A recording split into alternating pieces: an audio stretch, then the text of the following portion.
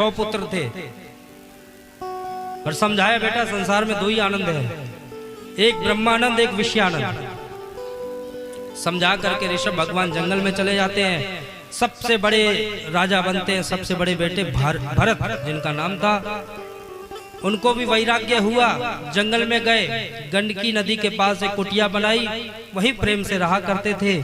एक दिन क्या हुआ, गंडकी नदी में स्नान कर रहे थे, एक हिरणी आई, गर्भवती थी, पीछे शेर पड़ा हुआ था, प्राण बचाते हुए वह उसी जल में कूद जाती है।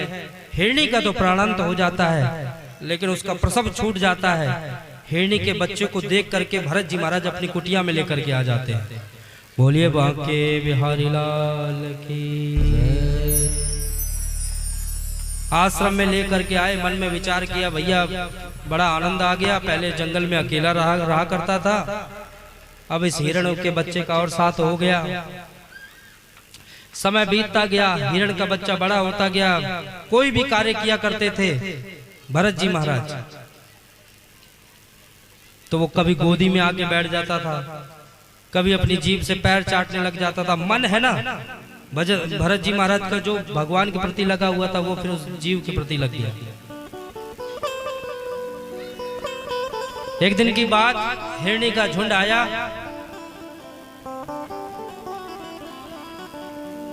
और हिरण के बच्चे को अपने साथ ही ले गया। लौट करके भरत जी अपनी कुटिया में आए, देखा हिरण का बच्चा नहीं पाया। सूर्य भगवान से पूछ दिया, भैया क्या आपने हमारे हिरण के बच्चे को देखा? नहीं बता पाए। अंत समय आया, हिरण के बच्चे को याद किया, गीता का श्लोक अंत काले च मामेव, अंत काल में त्याग देते हैं जिसका नाम लेकर के, वही गति को प्रदान होता है।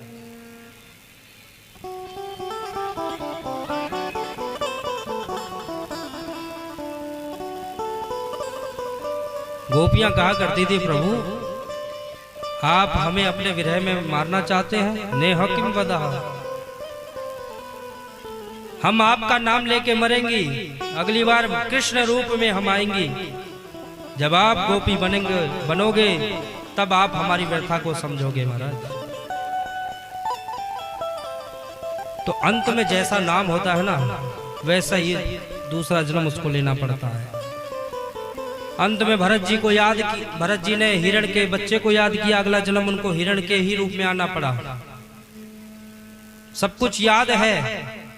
इसी कुटिया में रहा करता था, यहीं पर स्नान किया करता था, धीरे धीरे पत्ते इत्यादि खा करके वह जीवन समाप्त किया। अगली बार जब जन्म हुआ तो अंगिरा कुल ब्राह्मण के घर पे हुआ। पिताजी ने नाम रखा भरत। कोई काम नहीं किया करते थे तो भाइयों ने रख दिया जड़ भरत। भारत भूमि के अंदर 3 भरत हुए हैं, जिसके कारण इस भारत भूमि का नाम भारत पड़ा है। कितने? 3। पहले भरत हुए हैं ज्ञान योगी भरत, जिनकी कथा मैं आपको निवेदन कर रहा हूं। दूसरे भरत हुए हैं दुष्यंत नंदन भरत, जंगल में रहा करते थे।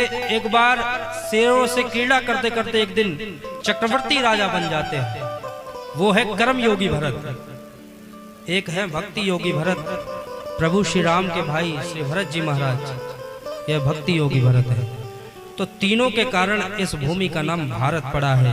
बोल भारत माता की।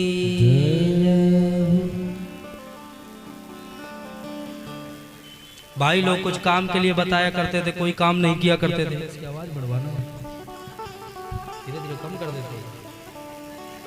श्री राधे।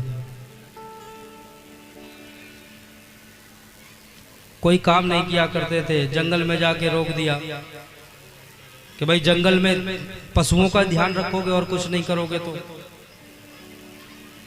वो भी काम उनसे नहीं हुआ। प्रेम से बोलेंगे, जोर से बोलना पड़ेगा। एक बार और बोलेंगे,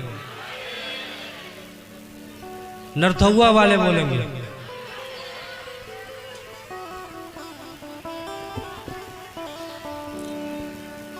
वैसे तो बड़ा आनंद आ रहा है। देखो आज चौथा दिन है, आज चौथा दिन कैसे निकला जा रहा है पता ही नहीं चल रहा। समय बार बार देख रहा हूँ कितनी देर और बैठूं।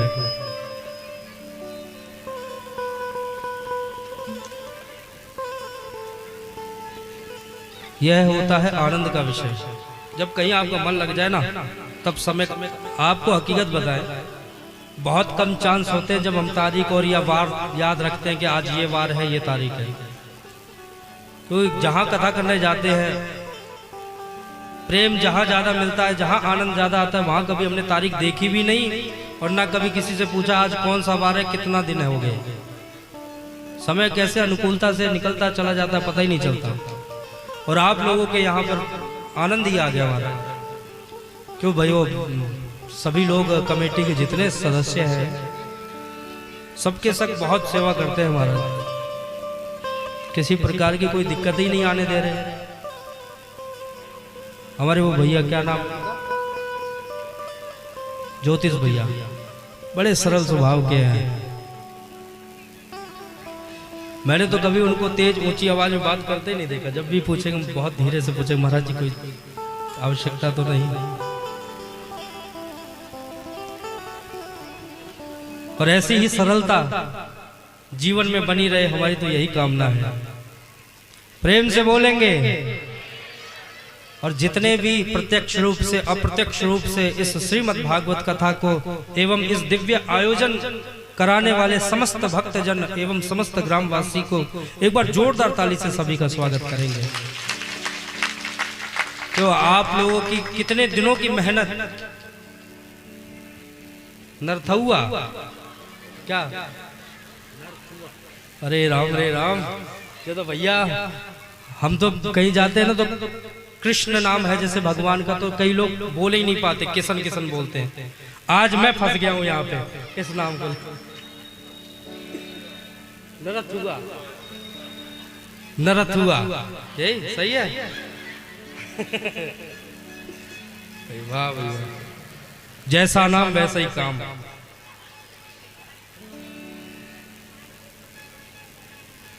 अब तो सही बोला था ना?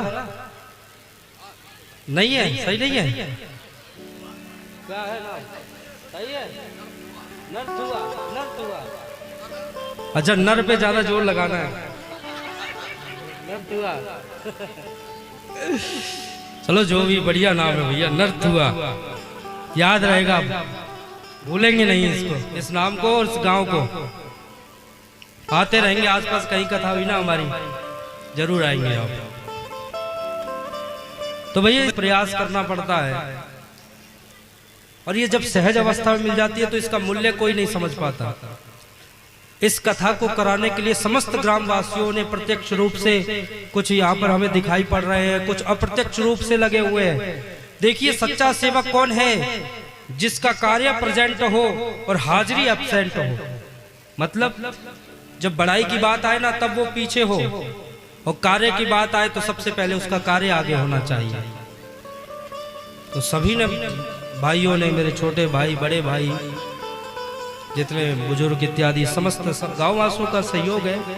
किसी एक व्यक्ति विशेष का नाम लेकर के मैं यह नहीं कहूंगा कि भाई इस परिवार ने कराई, क्योंकि सब ने तन मन धन से मिलकर के पूरे समस्त ग्रामवासियों ने सहयोग किया है। इसलिए आप अपने लिए एक बार जोरदार ताली से स्वागत करेंगे। धन का शब्द तीसरे नंबर पे आता है। सबसे पहला आता है तन और दूसरा आता है मन। तन यदि आप यहाँ लेकर के नहीं आओगे तो कथा में